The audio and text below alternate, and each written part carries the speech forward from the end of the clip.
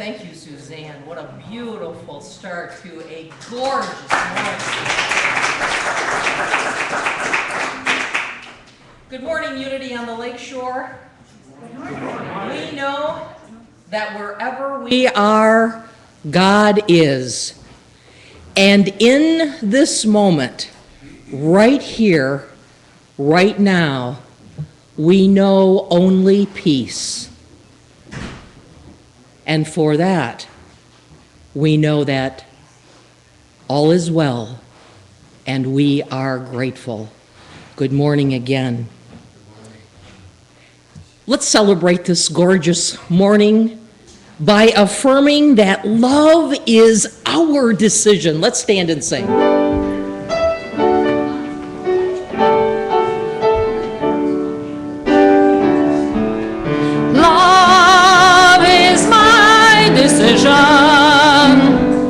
It's up to me to give of my heart.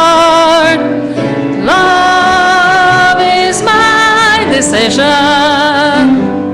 No one else can tell me to start. And once I decide to change my mind, God will show me how.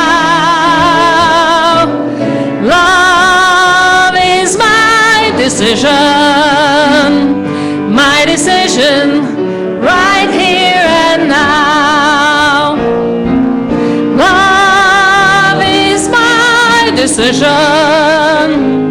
It's up to me to stand on that bridge. Love is my decision. No one else can make me forgive.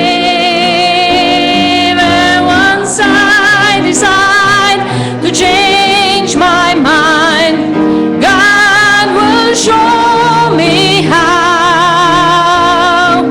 Love is my decision, right here and now. Love is my decision. It's up to me to dance down that road. Decision. No one else can lighten my load. And once I decide to change my mind, God will show me how. Love is my decision, right here and now.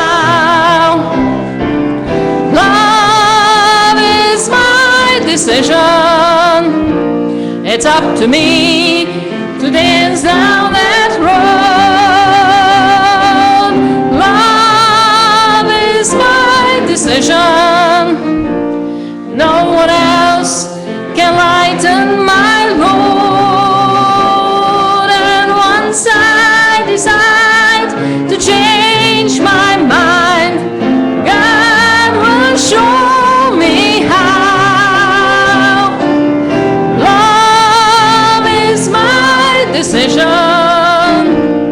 My decision, right here and now.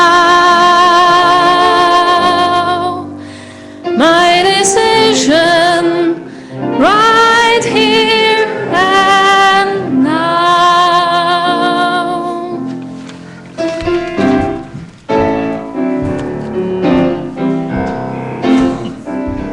I hear the music down in my soul. I hear the music down in my soul. I hear the music down in my soul. And the whole wide world is my home. I got a new day down in my soul. I got a new day down in my soul. I got a new day down in my soul. And the whole wide world is my home.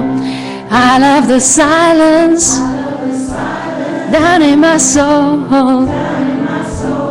I love the silence down in my soul.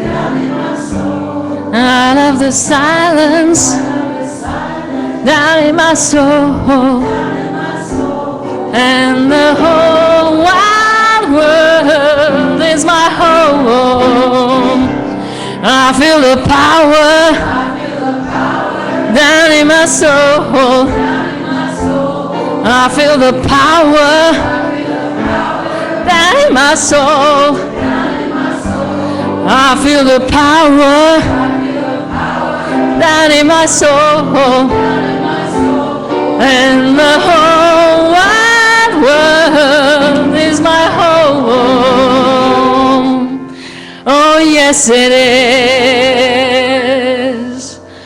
And the whole wide world is my home.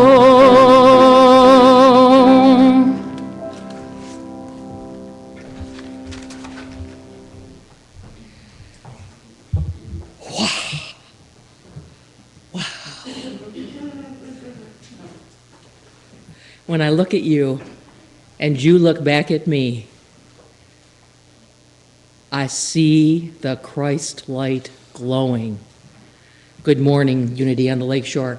Is there anyone here for the first time this morning? Anyone visiting? Welcome, welcome. If you'd keep your hand up, I know our usher would love to give you some information. We're not going to put you on the spot, but we would like to genuinely welcome you and give you an opportunity to fill out a card so we can stay in touch with you. And please, please, please come back each and every week. Oh, he will. Oh, that is Carrie sitting next to.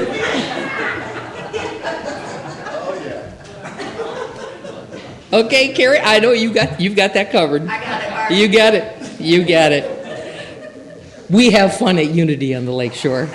On the back of your bulletin, there are a few announcements I would like to highlight. You know, one of the announcements that's not on the back of the bulletin, and as we are entering the last part of this second quarter, just a quick reminder that we really welcome congregant participation here at Unity on the Lakeshore. It takes all of us to make this spiritual community the warm and welcoming and loving, deeply spiritual place that it is. So we have some opportunities for participation. I'd like to highlight a couple of them. We will place these sign-up sheets downstairs in the community room. Please, please, please, search your hearts to volunteer to be a daily word reader, to be an usher, perhaps to participate in our hospitality by bringing something that you would like to share on Sunday mornings. There are so many different ways for all of us to share our time and our talents as well as our treasures with our spiritual community. Please, please, please search your hearts and seek ways that you might be of service. Remember today, following service at 12 noon, Reverend G will continue her Living the Talk series, and May's topic is an honest request. And though the topic is the same each week, remember, those who participate change, and so the conversation changes. Everyone is welcome to attend. Reverend G may have something more to say about it in a few minutes.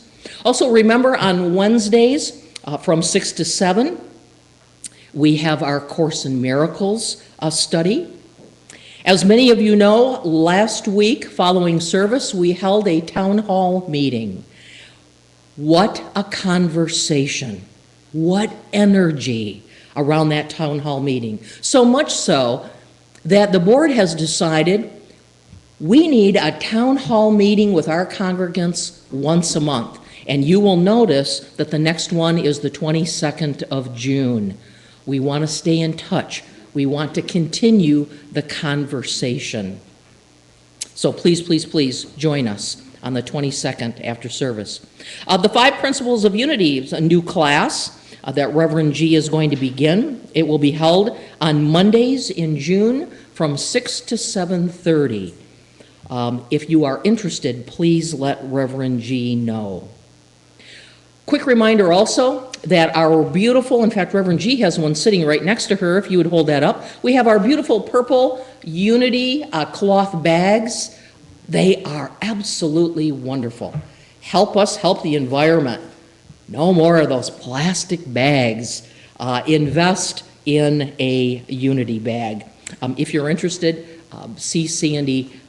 She has them down in the office. And then just a quick reminder of some events. On June 14th,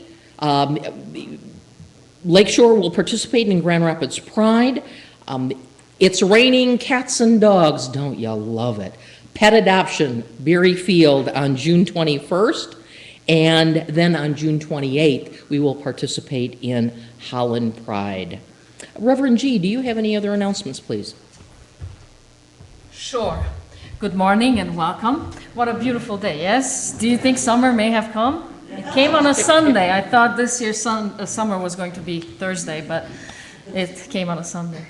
That was a joke. You didn't get it, huh? It's really bad when you have to explain it. It kills it. So just a lesson over there. If you don't make up your mind, somebody else will make it up for you. So just know that. I am very excited about these workshops at noon that I've been giving. I don't know how you feel about it, but it works for me. So I love it because the topics that we explore are topics that are relevant to the everyday life.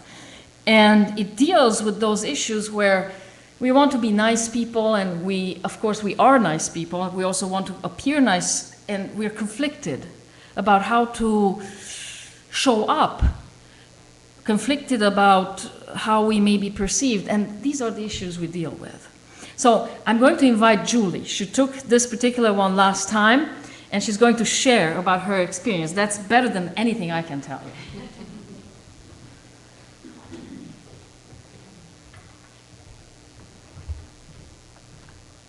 Good morning. I'm Julie Myers, and I'm a school social worker outside the Lansing area. And I did have the opportunity to do the workshop with G and a few others a couple weeks ago. And I'm telling you, this is really life-changing. It really, it's just really challenged me. And there's been a lot of things that have gone on in my job that have given me opportunities to practice. And it has really made a difference. I mean, I've been texting G like during the day when something happens and I get an opportunity to practice what I've learned, because I'm just so excited and I feel so much peace. So I would really invite everybody to try and join us today at noon. It's only an hour, and it can really, really change your life. So I hope to see you there. Thank you. Thank you, Julie. So if you're in a hurry for peace, your place is here at noon. Okay, thank you. That's all I have. Can I just? Yes. I would like to have another dinner and plan another dinner that it goes so well, but I'm doing this sort of fast. So I'm thinking on June 13th, which is that Friday, if I can have anyone who's interested in helping out, but I thought since it's so beautiful, we can do it outside in the parking lot, or we could go over to the field and just Beery Field, and I can make those phone calls, but I can't do it all by myself, and I would love some input and some help as to what we might like to do, whether it's a barbecue, or whether it's a taco night, but just to plan something on Friday evening, June 13th, that we can all get together and just have a good time. They tend to be so much fun, and it's a fundraiser for us. So please, if you see me right after church, we can just get together and brainstorm. So I will make up your minds. Thank you, Karen. And at this time, I'd like to welcome sharing special music once again, our music director, Suzanne. So I just looked around and decided today I would play Friends. That's a great song.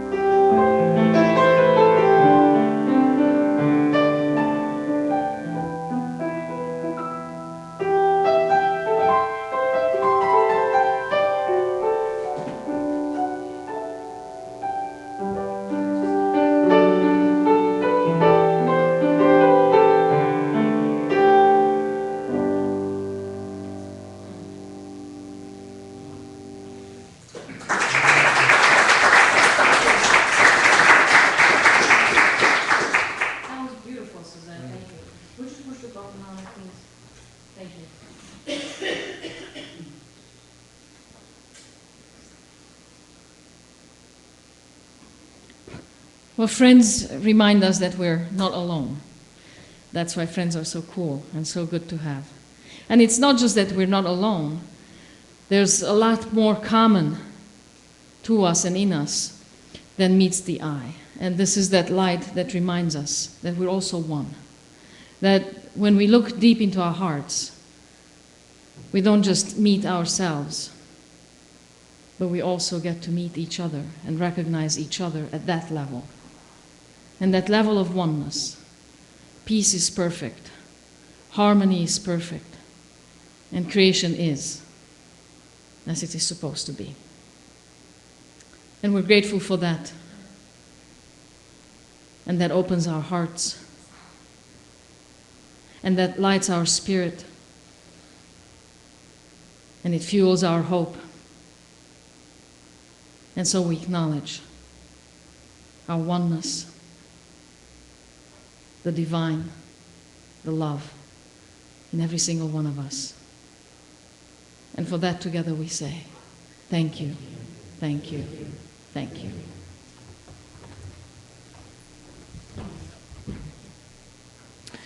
At this time, let us affirm together our vision. Every life, a spiritually transformed life. One more time. Every life, a spiritually transformed life. This time, I'd like to welcome Sandy to the lectern to share our daily word.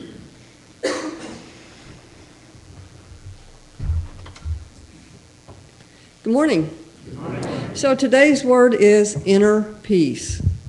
In this moment, there is only God, only peace. Peace alone is real. As I meditate on this affirmation, I shift my vision from the external world and enter into conscious oneness with God.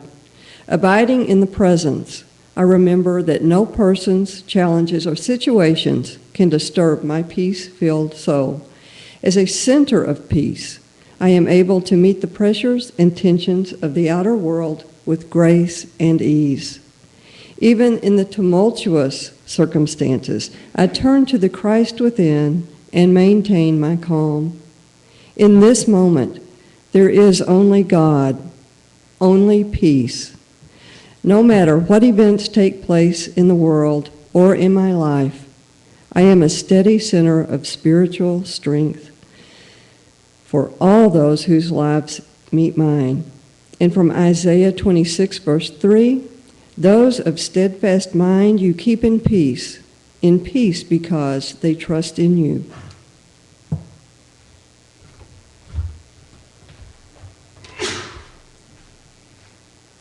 Thank you, Sandy. Let's share together our affirmation of faith. There is only one presence and one power in me and in the universe, God, the good, omnipotent. And this time we're going to sing Amazing Grace, which is hymn number 16, and I'm going to ask that we stand, please.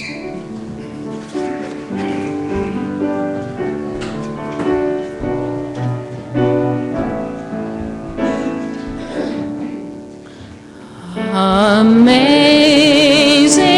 grace, how sweet the sound that saved a soul like me. I once was lost, but now am found, was blind, but now see. 'Twas grace that taught my heart to sing, and grace my fears relieved. How precious did that grace appear, the hour I first believed.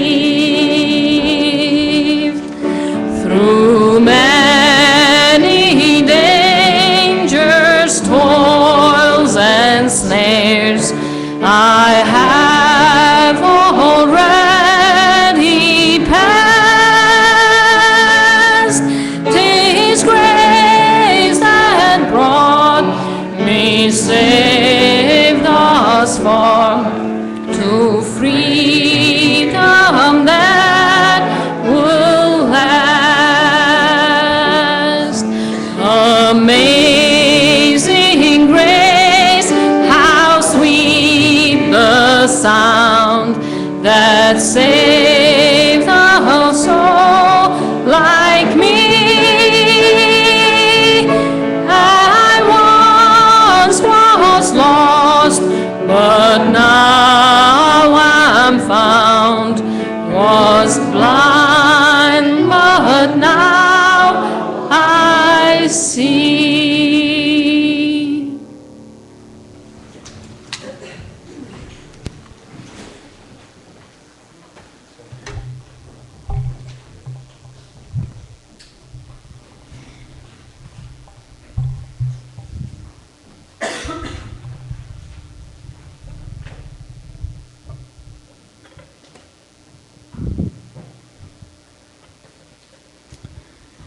As we prepare for our time in meditation, I invite you to close your eyes.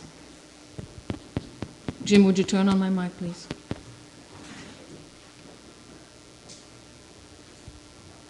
Thank you. Just close your eyes. Take a deep breath. And relax completely.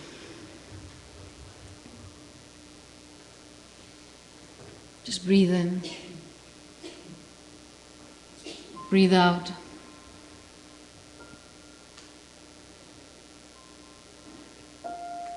And invite peace into your mind.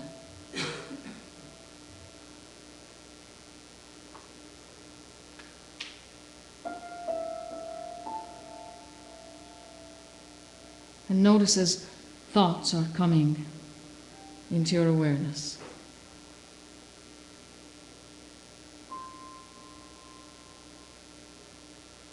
Notice them without attachment. With kindness, everything has a right to its life.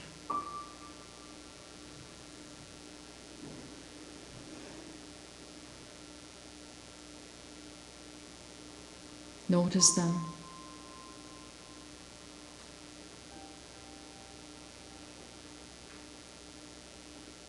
Investigate if they bring peace or stress.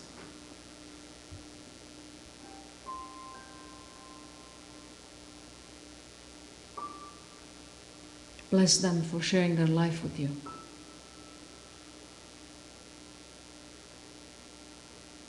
And let them return to where they came from.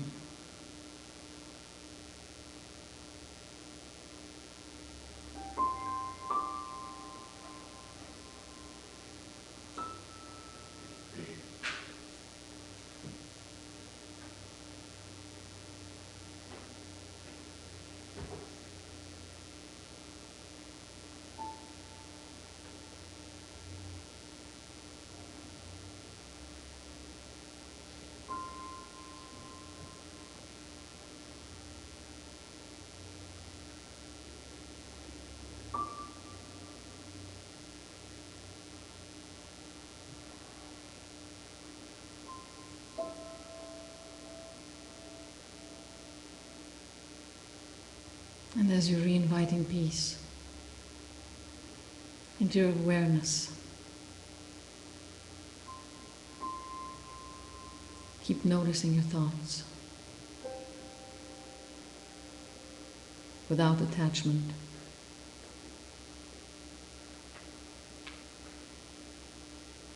Notice, what are they about?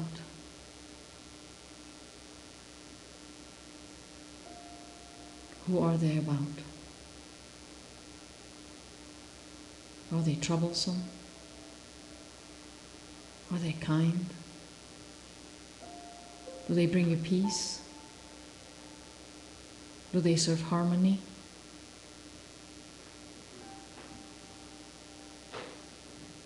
Notice them.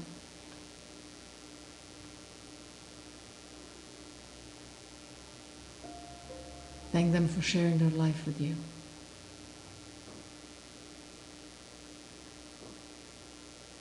And let them return to where they came from.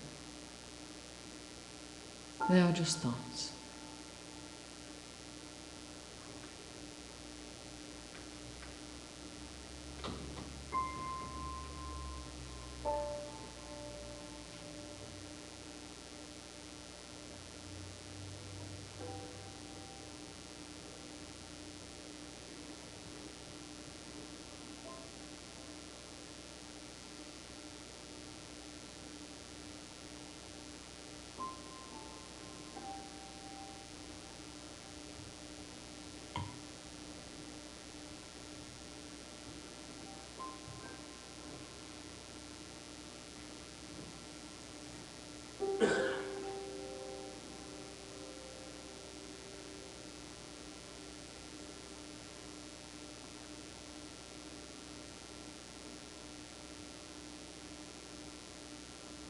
We notice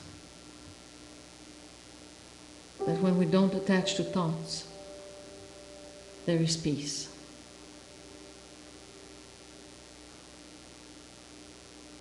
We notice that when we attach to certain thoughts, we lose our peace.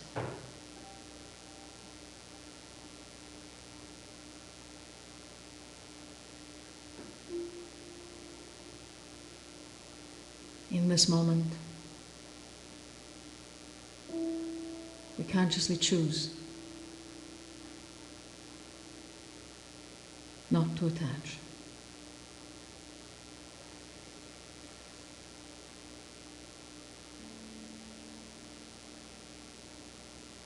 And in the space that it opens up,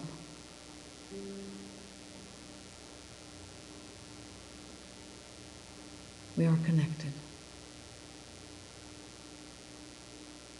We are connected at the heart, at the level of love. Perfect harmony.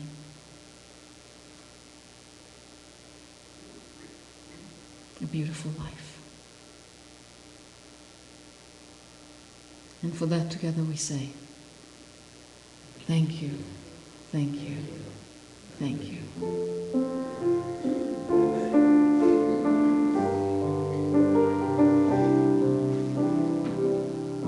Our thoughts are prayers, and we are always praying. Our thoughts are prayers. Listen to what you're saying. Seek a higher consciousness, a state of peacefulness, and know that God is always there.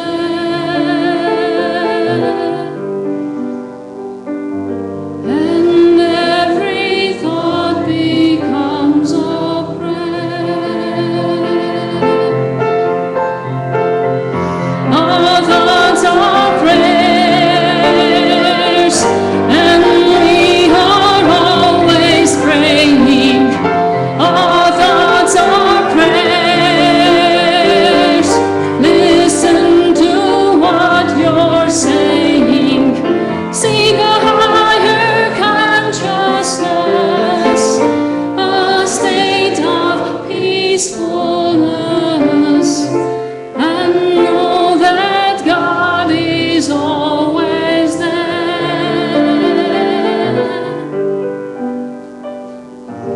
And every thought becomes a prayer.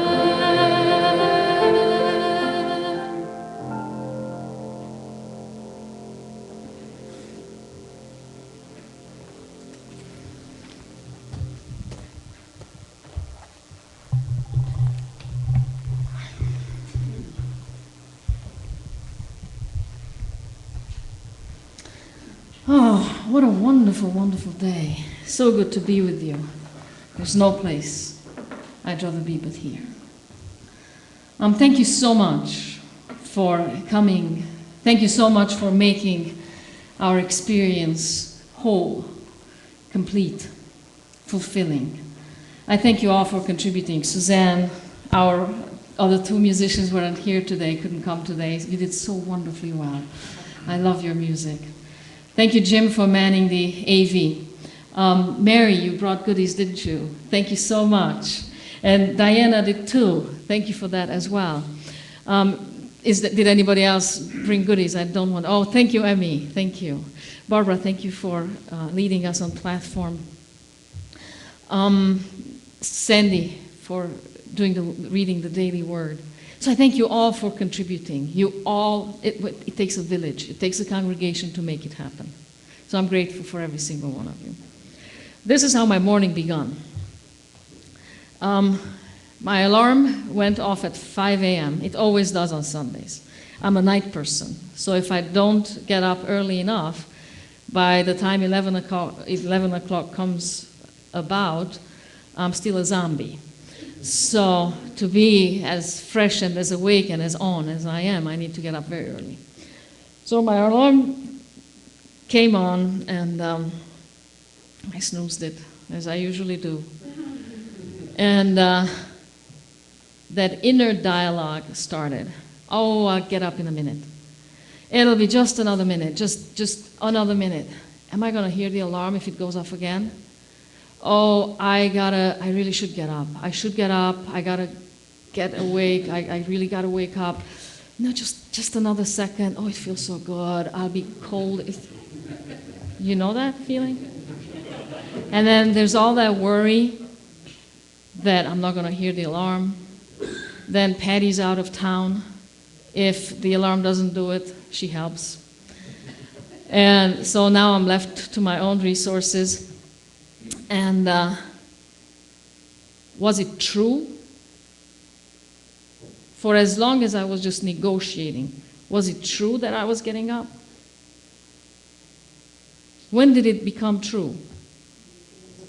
When I did it. Up until then, where was I? In agony. I was in guilt. I was in shame. Then more guilt, because I wasn't doing what I should have been doing. I knew I should have been doing it because I told myself that's what I should be doing. And all that time I spent just in guilt. That's probably the best way to describe it. Like a very powerful, it's a solid guilt. And then I got up, and that took care of the guilt.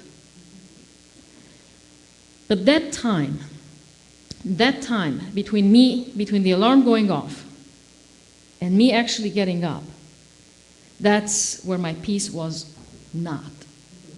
Right?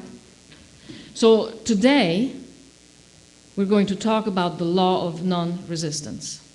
And I am not going to talk about Gandhi. I am not going to talk about Martin Luther King Jr. I am going to talk about our inner world. So it may be just a little bit different approach than what we most often are familiar to when we talk about the law of non-resistance.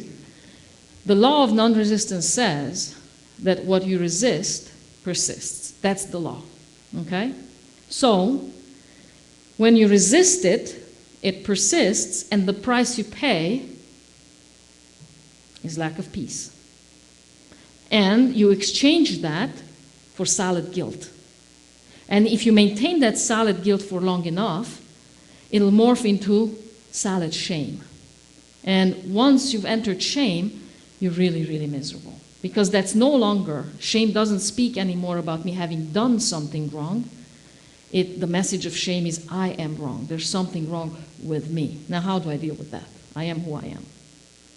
Guilt, I can work with. So, you see, where I was from 5 to about 5:12, I was working the law of resistance. The moment I got up, I worked with the law of non-resistance. And when you work with the law, you experience peace. Our way shower, Jesus, said, resist no evil. And I love that. Because if you don't, if it persists, you see? Now,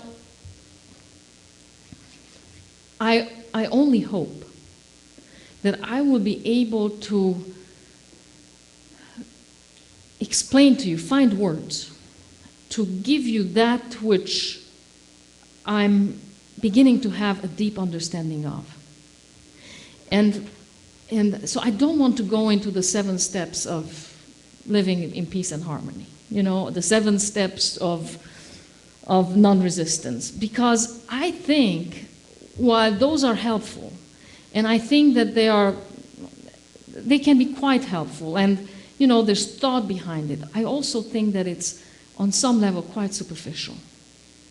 And if it were up to me, and to what I'm beginning to understand, and that I'm hoping that I will be able to completely live it, there will be no church, there will be no therapists, there will be just us living in the world in perfect peace, completely connected. Now, chances are there will be church for many, many years to come, because all of us will not have made that shift. The reason we have these institutions is because we haven't reached that inner understanding of what our thoughts do to us. It's not what we do to our thoughts, but what our thoughts do to us. And the moment we understand what our thoughts do to us,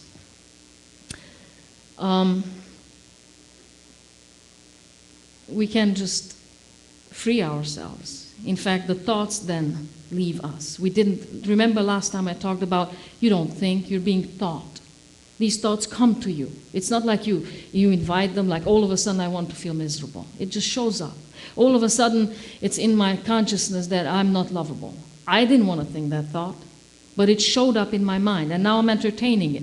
And now I'm believing it. I've just become a believer. And then once I'm a believer, then I'll do all these things to prove that my thoughts are true. You see that circle? But once you understand to examine these thoughts, as a man thinketh, so he is. There's a lot of wisdom in the Bible. So he is. So, say somebody slaps me, and then I'm happy. And then you say, gee, why are you happy? Because it's over. And then they slap me again. And then I'm smiling. And gee, why are you smiling? Something wrong with you? Well, it's over. It's wonderful.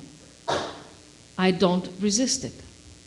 Now, does it mean I put up with it? I'm not crazy. I walk away. But I don't take it with me. You understand? How do I take it with me? How do I live in the slap for years? How dare they? What were they thinking? Who do they think they are?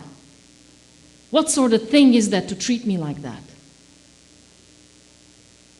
What violence? They're evil. There's something terribly, terribly wrong with them. Well, let me let you know something. If I were to believe the same way they are, I'd be slapping me too. See what I'm saying? If I would believe the same thoughts they are, I'd be slapping me too. Get it? That's the difference between evil and not. We call it evil. And the reason we call it evil, so we can feel justified to resist it, to turn against it, to meet it at that same level. Does it make any sense? Resist no evil. Well, take it one step further. Is there really evil? And the Bible did us a disfavor in the very first chapter, where the creation. And there it says that God created the tree of the knowledge of good and evil. And Adam and Eve ate from the tree of the knowledge of good and evil. So right there, the Bible established this duality, as if there were two powers present in this world, good and evil. And so our life is spent in being on one or the other side. See what I'm saying? Then it creates this impression that there's more than one power, that there's more than one God. There's the good and the evil. And there isn't. When you would probably argue, but gee, what about Darfur? What about Rwanda or Syria? And again, let me take you back to what I said. If I would believe the thoughts that the Syrian president Bashar al-Assad believes, I'd be killing my people too. You understand? I'd be doing the very same thing. And it's not because I'm evil at the core. Quite the contrary. At the core, I'm as good as you. At the core, I'm as much love as you are. I'm as much light as you are. I just maybe never heard of the possibility of examining my thoughts. Maybe I've never been enlightened that it's possible to ask, is it true what I'm believing? I don't believe that there's evil out there. I've done things in my life that some may think it was evil. Probably you have too. Somebody said, you're a bad girl, you're a bad person, you know? And it's not because I am, it's because I was misled. My own thoughts, the ones that I believe. So once I believe one way, I have to act accordingly. That's it. So therefore, if I believe the way you do, I'd be slapping me too. Got it? It makes perfect sense. So I no longer, I who have learned that I can question my thinking, I who have learned that I can investigate it and choose whether to believe it or not, I don't have to carry it with me once you slapped me. I can leave it right there. It happened then and there, it's over. I can live in that, it's over. I'm here and now, perfectly supported, sitting on my chair. I need nothing in this moment. I don't need more money. I don't need more peace. I don't need more love. I don't need more air. I have everything and then some. Got it? It's either when I live in the past or in the fear of the future that I can fool myself into believing that there's not enough, that I'm lacking, that there's something wrong. But in the moment, it's perfect. Aren't you supported perfectly? Absolutely. There's perfect peace, there's perfect harmony, the right temperature, right everything. So, that's like working with the law of non-resistance. And that's why I don't want to talk about Gandhi because, or Martin Luther King, who are people who lived beautifully. But the reason they lived it beautifully, because they got it. And when we start talking about them, we start talking at the point of the effect. You know what I'm saying? And you're not back at the root of it. What is it about them inside that they understood that made them act the way they did? That's what I'm interested in. I'm not interested in copying and emulating. I'm not interested in that. Because I can either do that or not when I remember. But when I am it, then it comes from me. Got it? One of the criticisms that Mother Teresa received most often, and yes, people did criticize Mother Teresa. Wouldn't you know, people will criticize anybody. And how could they not? Believing the thoughts that they do, how could they not? There's no choice but criticize her, even though she's Mother Teresa. So one of the biggest criticisms that she received was that she is not protesting the powers of injustice.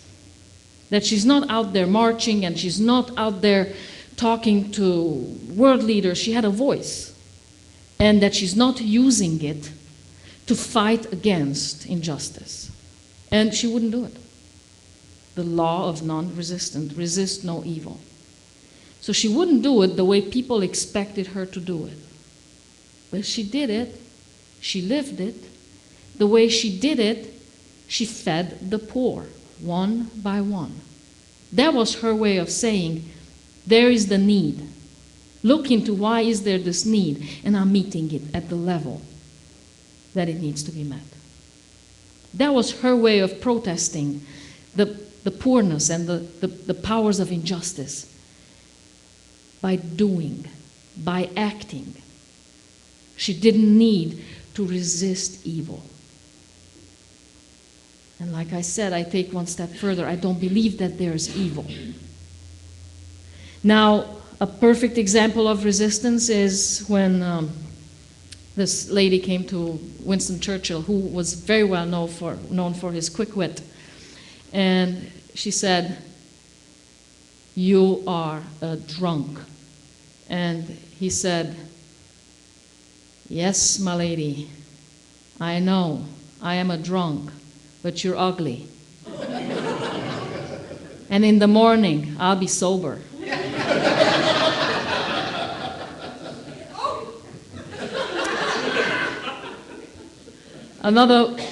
Another lady came to him and said, "If I were your wife, I'd put arsenic in your coffee."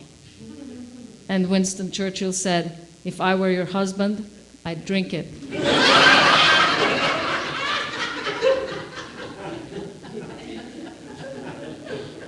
And that's freaking funny, right?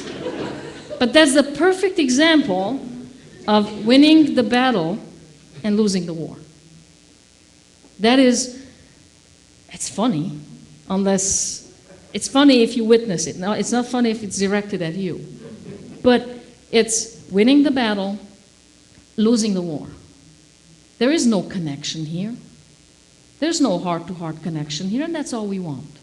I believe that there's just these two things in life, to have perfect connection and have no fear, no suffering, end of suffering and perfect connection. And I also think that's also what happiness is. Happiness is, not a new boat, not a trip to wherever. Happiness is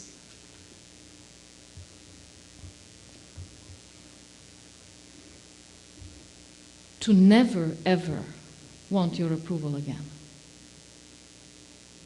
That's happiness. Try that on for size. How that works in your life. How many times you do things that are not yours to do, you don't feel right, but you think it'll gain my approval, her approval, their approval. You see? Happiness is to never, ever, ever, ever long for anybody else's approval again. Ever.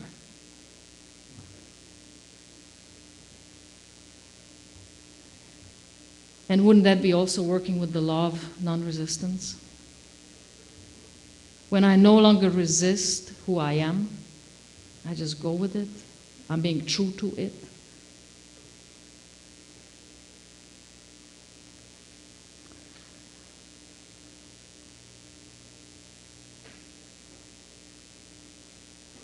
So,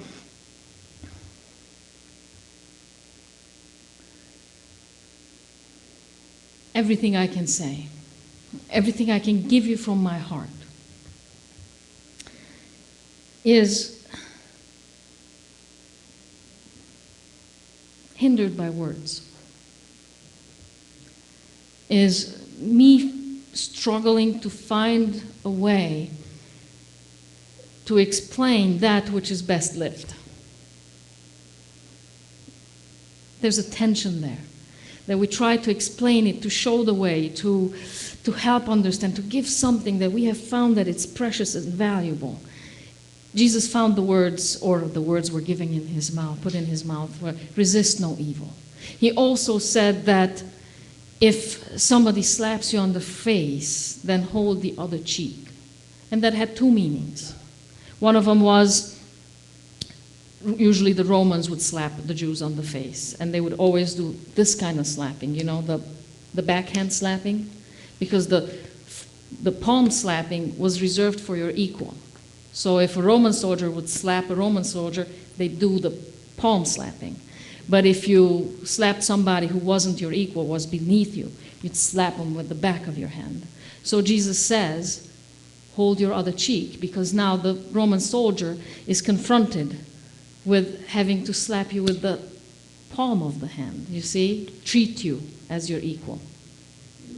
But it's also non-resistant. And that's what it is. When we live from this place of non-resistance, it's also a confrontation. It also confronts the other, and it's an invitation to the other to look into themselves. What am I doing? Why am I doing it? Maybe this will be that point when I learn to start investigating my own thinking. You see? That's where the field of possibility is. The invitation. And then do we respond to that or don't we? Well, we do when we do. I didn't till I did. You see what I'm saying? And you will when you do. And you'll notice that. And you'll notice that something's shifted and changed, and so great. And don't beat yourself up for not having done it sooner, because it's perfect now. And it would have been too soon if you would have done it then. And I know that because you didn't do it then. Your time is now. Your time was yesterday, your time might be tomorrow. As long as you let it come. And if you don't, somebody else will. So it's all perfect. So we live a very introspective life, where we learn to look at our thoughts and investigate them.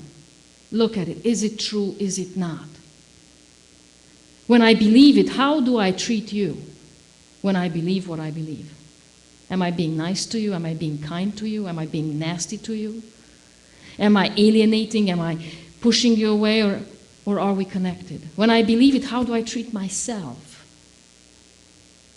Look into these things and be honest. Never spiritual, just honest. And on the other side,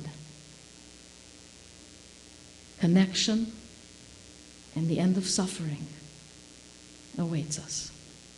Ah, what a beautiful promise. Thank you.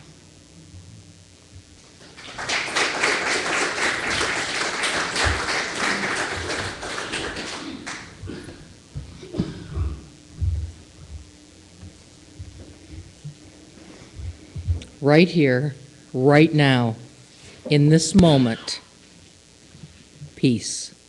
Thank you, Reverend G.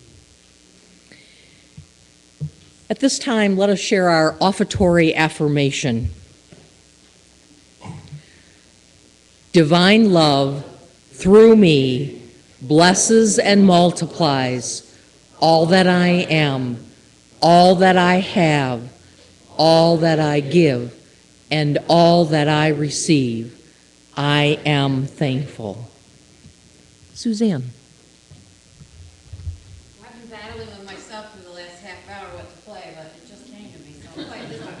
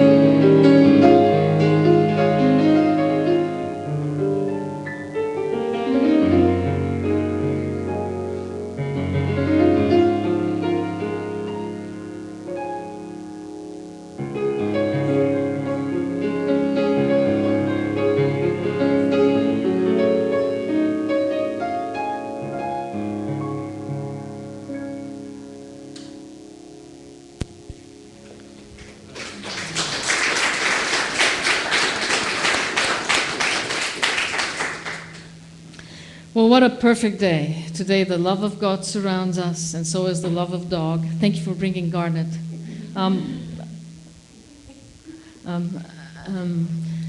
Why is the feedback, I wonder? Where should I stand?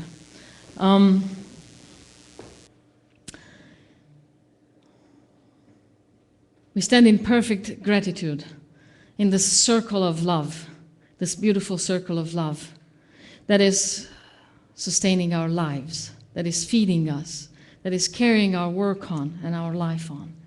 And we're grateful for the gifts, we're grateful for the givers, and we live open, aware of this beautiful blessing. And for that together we say, thank you, thank you, thank you.